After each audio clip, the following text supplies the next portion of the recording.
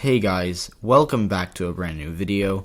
And in today's video, we're going to be taking a look at the 2022 Senate elections and making some predictions on these races based on polling data, past election results, Biden approval rating, even some Trump favorability numbers as of right now. So before we get started with this video, I just want to hop right into it by characterizing our safe states. These are states that I don't think we should really talk about, mostly because the races are basically all but decided, because most of these states were very solid for one party or another, and they're not going to be competitive. And so I think this should do it. You can make an argument about some of these, like I think Missouri could be, fall below 15% because the margins we're looking for here are, safe is generally considered over 15%. And, I wouldn't be, stunned if the Republicans win Missouri by, 13 or 14, but it's just not what I'm expecting. So, Missouri could be likely, but I'm not going to bet on it. Same thing with, Kansas, if that narrows up, or, I guess if Republicans do really well in Oregon, but they're probably not going to because Ron Wyden's an overperformer. He's the Democratic incumbent in that state, and he overperformed Clinton by 12% in 2016. So I don't really I'm not worried about Ron Wyden in Oregon really. So yeah. Now we're going to take a look at the likely Democratic states, and as of right now, I've only really got one of them, and it's Colorado. Colorado, I think I don't expect to be too competitive. In 2020, I'll just take a look at the results there. Joe Biden did really well in Colorado, and he did really well in Colorado mostly because he did so well in the Denver suburbs. So he obviously did very well in the city of Denver itself. Denver County was very strong for Biden, but he also did very well in Jefferson County and Adams County, as well as Arapahoe County. I'll be honest, I never heard of it. I knew Jefferson and Adams, but I did not know Arapahoe. And so these are suburban counties in Denver that if we take a look at the shift from 2016, all of these counties really got a lot more Democratic. Arapahoe got 11% more Democratic, Adams got 8% more Democratic, and Jefferson got 12% more Democratic. These are, most of Colorado trended to the left in 2020, and so in 2022, it looks pretty good for Michael Bennet. I get that 2022 is going to be a much more favorable year for Republicans than 2020 was, but I don't think it's going to be favorable enough to flip a state like Colorado that's been getting, so much more Democratic. Now, for the Republican Party, I think I'm going to characterize a few states as likely. I'll just get through them. I think Florida, North Carolina, Ohio, Wisconsin, and Alaska all fit this characterization, which gets the GOP up to 49 seats already. So they're already 2 seats away from majority when we're not even into the lean category, which is a very good sign for them.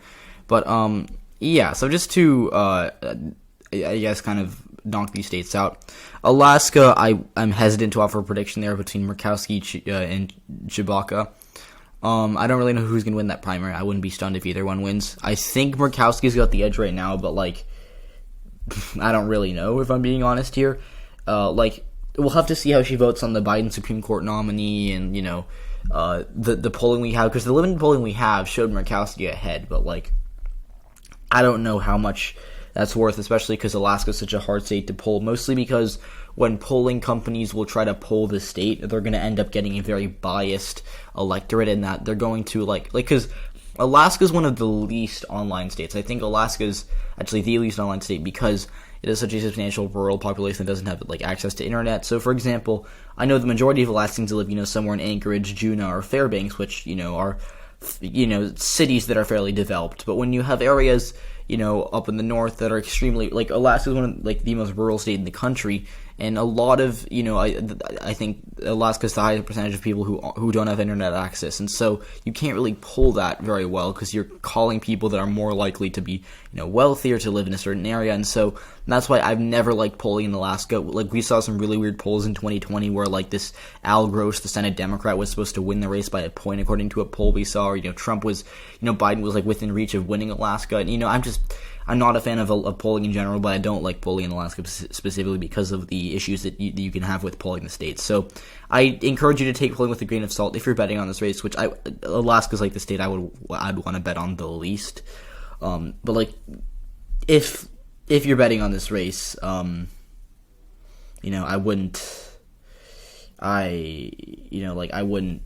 do that. But if you're betting this race, I'd say whoever wins the Republican primary is going to win by 12 or 13%. Now, Florida, on the other hand, is a bit more straightforward. So, in 2020, Florida was a, stronger than expected showing for Trump. It wasn't like a blowout. He only won by 3%.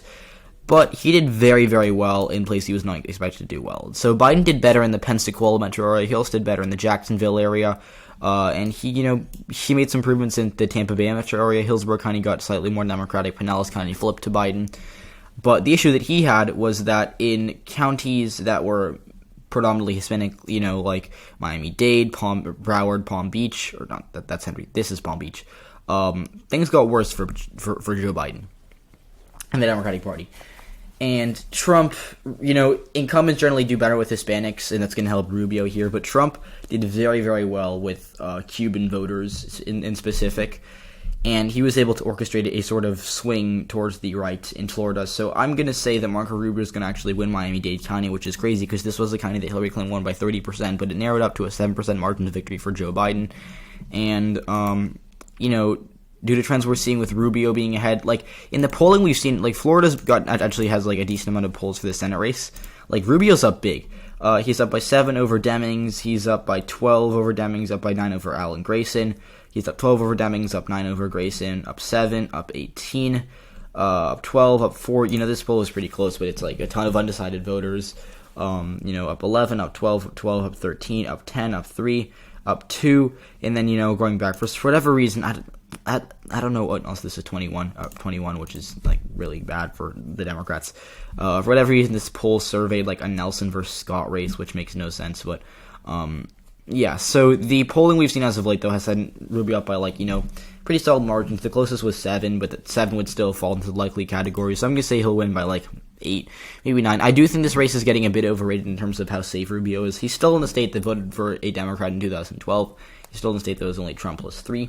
And while I get that the polling we've seen isn't very favorable for him, and I get that he's going to likely win, I do not think that he's like a shoo-in and that he shouldn't campaign. Because in 2018, Bill Nelson thought he was a shoo-in, and he ended up losing that race by just a couple thousand votes. And if he campaigned more, he probably would have won. So I think Rubio should take this race seriously, but he has a big advantage right now, and I think it would be misleading to say that this race is a toss-up. Or anything close to it, to be honest. North Carolina is another one where I think the Republicans can't, slack off. They can't sleep on North Carolina, but they're going to win in all likelihood. We don't have a ton of polling on this race. Like North Carolina's getting kind of overlooked right now because it's not like the most high-profile race. But if we take a look at the polling we've seen, the last polling was back in November, which was decently long ago, but It showed a pretty close race between Beasley and Budd, which is the race I'm expecting to see because Budd got Trump's endorsement, and Pat McCrory is the other high profile name in that race. He actually lost the 2016 governor's race to Roy Cooper, which is why Roy Cooper is now the governor of North Carolina.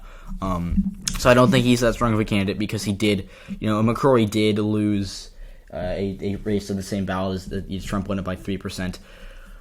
But yeah, so Budd is a point ahead of Beasley in both these races. I don't really know, to be honest. I don't really know who's going to be taking the lead, in the polling because North Carolina polling was so weird last year because in 2020, if we take a look at general election polling in 2020, Biden was supposed to win North Carolina by 2%. He had a consistent lead over Trump, dating back to the spring of that year, and so he was supposed to win that race, and he ended up losing it.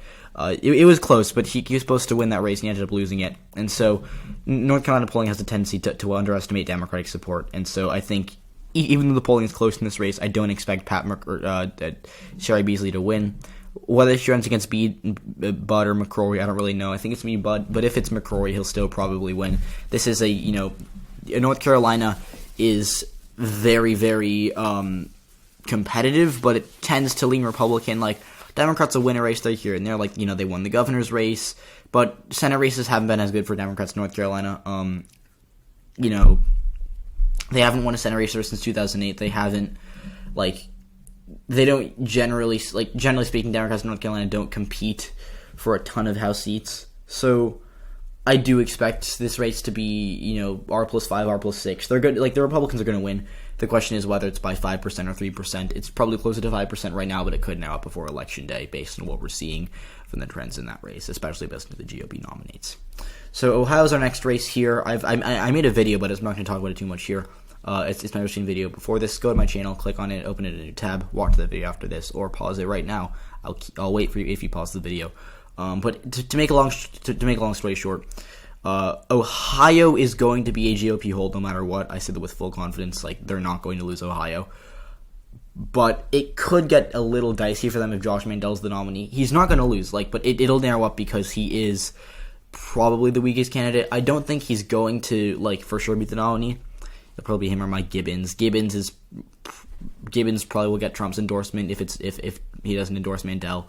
But Mandel could make this race a little dicey for the GOP because he has a tendency to say things that might not be perceived as well by Ohio voters. If you don't know what I'm talking about, go to his Twitter account and read any tweet.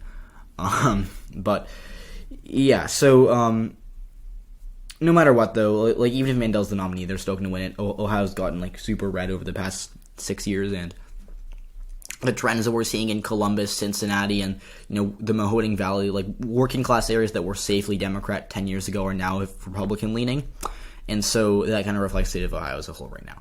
Wisconsin's our last likely Republican state, and then I promise we'll get on with the video. Wisconsin, it's tough because this race should have been a competitive. This race should have been, by all means, been a toss-up because this is a state. In 2020, that Joe Biden did win. He won it, by 0.7%. It was close by all means, but he ended up eking out a victory because he did better than expected in the WOW counties. And yeah, he underperformed with working class voters out here in the Driftless region, but he was able to hold on with voters in Milwaukee. He did very well in Dane County, home to Madison. He also won Eau Claire and La Crosse, which are kind of mid-sized cities in the opposite part of Wisconsin. And he just, overall, we saw some swings towards Republicans in the state, but Biden did really well in the Milwaukee suburbs. He did 6% better than Clinton in Waukesha. He did 7% better in Ozaukee. He also did 2% better in Washington. And he was able to, make these improvements with with counties that were more important than the counties he lost. Because, the swings over here are kind of smaller counties like Juneau and Adams County. Those are, only a couple thousand votes. He lost ground in those counties, but he gained in Milwaukee, he gained in Waukesha, he gained in Dane, and that's where the people are. So, the Democrats had a path to win this race, and I just don't see that. I don't see them really taking this race seriously. It looks like Mandela Barnes will be the nominee, but he's not going to He's not likely to unseat Johnson because Wisconsin is a very rural state. It is a state that has voted Democrat in the past because the Democrats have been able to, do better with white voters in Wisconsin. But every year, Wisconsin gets more and more rural, and Democrats do worse and worse with white voters. And it's kind of at the point where Wisconsin is now what I consider to be a Republican-leaning state. I get that Obama won it twice. I get that Biden won it in 2020. But Biden won it by, literally 20,000 votes in 2020 against the historically unpopular incumbent. He should have won it by a lot more if this race is supposed to be a pickup for Democrats in 2022. If Biden won the state by 8, I think we'd be having a different conversation right now. But the nature of this state is that it's very white, very rural, and increasingly friendly to Republicans. So I think as of right now, I've got this race as a likely Republican. It could fall into lean if things get a little more interesting. The polling machine is limited, but Ron Johnson seems to be headed for a re-election. For the Democrats, their lean states, I've only got one of them. It's New Hampshire. New Hampshire, I think the Republicans would have picked that up if Chris Sununu ran, but Chris Sununu did not run, or is not running in this race, so I expect the Democratic Party to hold here. Maggie Hassan's a good incumbent. She won in 2016. She actually beat out Kelly Ayotte in a pretty surprising result there. But yeah, I think that she'll hold on here and win this seat for the Democrats. For leading Republican races, I've got 2 of them. So the first is Pennsylvania, and I think Pennsylvania could be likely. You could make that argument, but I want to be a little safer here. And I'll characterize it as lean. If you made me guess, I'd say the Republicans probably win the race by 4, maybe 5% if they have a really good night. But the reason that Pennsylvania is not looking good for Democrats right now is because they need someone who can build on the coalition that they have right now. So the coalition of the past, and I will pull this up right now because this is fascinating to me, and I hope it is to you too, because I'm going to talk about it right now. So this was the 2000 election result in Pennsylvania between George W. Bush and Al Gore. And so, it was a close race. Al Gore ended up winning the state by about 4%, and I can actually look at 2004 because that was even closer. In 2004, Kerry only won it by 2, and so it was also a unique result, but I don't really want to talk about that right now too much. But Gore won the state by 4%, so it wasn't like a landslide or anything, but it was a close victory for Democrats, and it was interesting.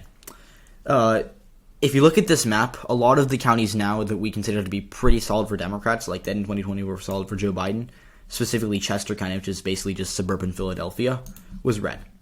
If we look at Berks County was, I think, Bush plus like 16. Biden only lost it by 8. If we look at Northampton and Monroe County, these are counties that Biden won by 1 and 6%.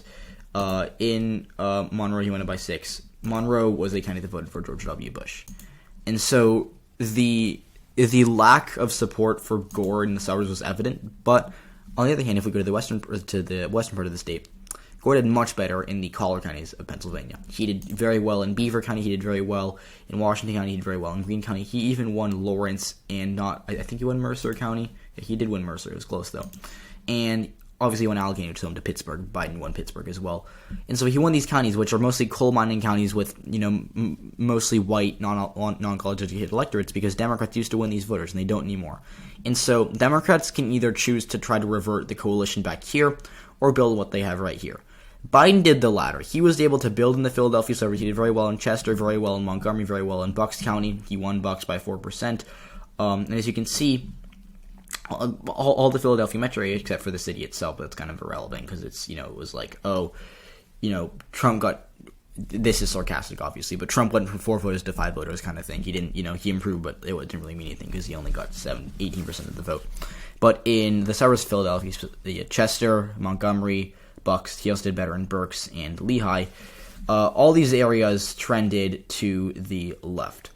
And so when we take a look at 2000, the Philly suburbs were, like Gore won Bucks County, but he didn't win Bucks, or he didn't win Chester, and he lost Berks pretty badly. So Biden can either build, or like in 2022, like no matter who the Democratic nominee is, whether it's Connor Lamb or John Fetterman, they need to build on this coalition if they want to win, because they're going to keep losing here. Like, if Democrats try to revert this, I do not expect it to go well, because these voters are now solidly Republican voters. Coal miners are now very Republican. They voted for Trump. A lot of them voted for Romney and McCain. And so trying to bring back a coalition that died 20 years ago is not the way to go for Democrats. And so I think John Fetterman's making a mistake, because his campaign is all about the working class, which is great, and I get that. But if he wants to actually win a state like Pennsylvania in 2022, he's going to have to really maximize suburban turnout and the suburban vote, which I don't think he can do, because I don't think he's a very good candidate for the suburbs. I do not think that he's going to win Chester by 17 the way Biden did, because if Biden did a little worse in the Philly suburbs, he would have lost Pennsylvania. It's that simple. He didn't win it by that much. And 2022 is going to be a tough environment for Democrats. They're going to have to do very well in Pennsylvania if they want to win this race, and right now I just don't see them doing that. Especially John Fetterman. And then my last in Republican state is Georgia. The issue that Raphael Warnock has in Georgia is that he is running a good campaign, but it's kind of for nothing. So Warnock's a good incumbent, but he's not going to be able to last in a GOP plus 4 environment. Because when he won in 2020 was an environment that favored Democrats by 3% in the House and 4% at the presidential level. 2018 was an environment where the Democrats are favored by 9% nationally. In 2022, we're looking at an environment that's going to favor Republicans by probably 4 to 5%, maybe 6% if it gets really good for them. I could be wrong. Things could narrow up. On Twitter today, I saw a prediction that had the environment, narrowing up to being close to even, which could happen. I don't think it's going to happen, but it could happen technically. Warnock's going to have to probably run in an environment that's more favorable to the GOP by a pretty substantial amount. And considering that he didn't win by, if he won by 10 and 20, in the runoffs, I'd have him favored. But he won by 2% against a very bad incumbent. And, yes, his victory was impressive, but it wasn't, it didn't knock my socks off. I was impressed by his victory, but it wasn't enough to make me think he can survive in an environment as tough as 2022.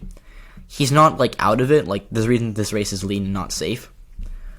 But when you're running an environment that's so against your party, it's going to be very hard for you to hold on. Like in 2014, a lot of Democrats were good incumbents, and they won in 2008 by impressive numbers, and they got wiped out because of the red wave. The same thing could happen in 2022.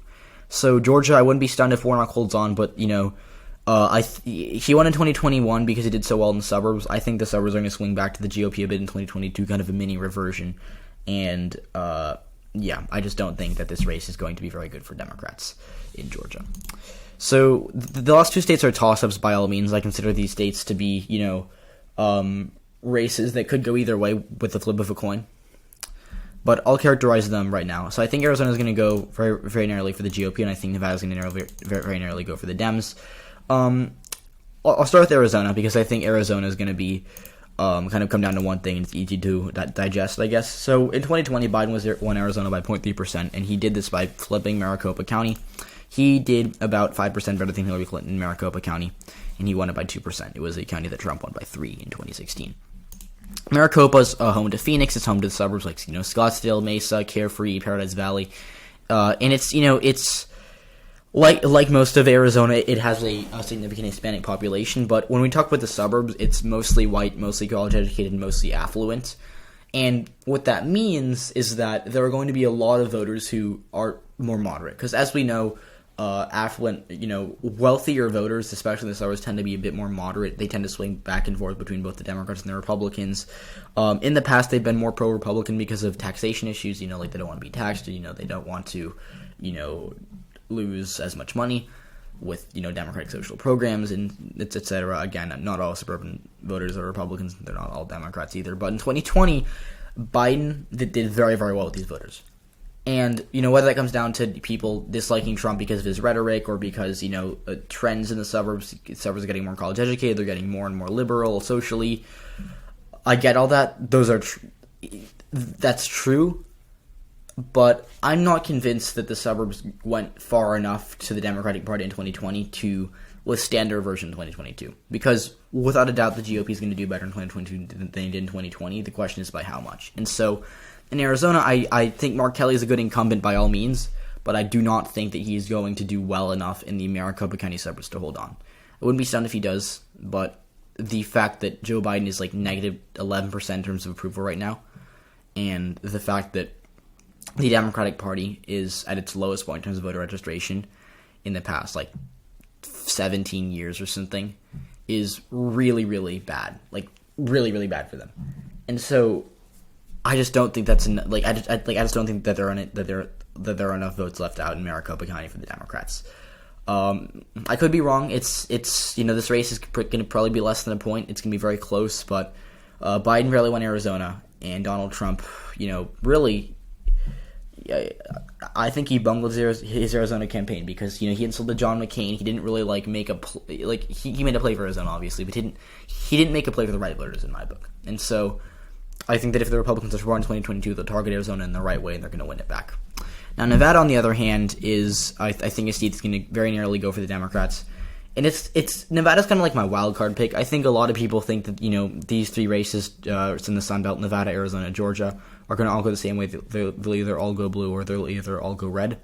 The interesting thing about Nevada is that Nevada does not tend to swing back and forth. It's very inelastic. In 2016, Clinton won it by 2, Biden, or by 2.4 to be exact. Biden won it by 2.4 4 years prior. And in the Senate race in 2016, Cortez Masto, now up for re-election, also won it by 2.4. And so I don't really fully expect the Democratic Party in Arizona or in Nevada to have a major regression like they're going to have in other places because of how inelastic the state is. In 2020, I think you can make an argument that COVID hurt the Democrats in Nevada because they generally rely on the reason that Bernie Sanders did so well in that caucus 3 weeks before COVID hit, which is insane to say, is because he was able to rally a turnout in Clark County based on working class Hispanic voters that Joe Biden did not have in November of that year. Biden won Nevada, but he did not do very well in Clark County. He did well in Washoe. He did well in some regions upstate, especially in the suburbs of Reno. but he did not do well in the city of Las Vegas itself. He did worse than Clinton. He did not outperform with Hispanics. He lost ground with them, and I think that's because of COVID, and because a lot of Las Vegas' economy relies on tourism, and when Democrats were associated with shutdowns, that really hurt them. So I think Biden could have won Nevada by more if COVID wasn't a thing. It's a hypothetical. We're never going to know, but COVID being less severe in November 2022 than was in 2020, I think is going to help Democrats in Nevada a bit. And I think Cortez Masto is going to do just enough to win re-election. She's a good incumbent. She's a good campaigner. She's won a red wave before in 2010. She was re-elected Attorney General of Nevada by 20%. So I think that she has it in her to win this race. It'll be close for sure, but in the polling we've seen with her between her likely opponent Adam Laxalt, she's ahead. In every poll, she was up by 9 in this poll. Sorry, she was actually behind. I shouldn't say every poll, but she was behind in these 2 polls.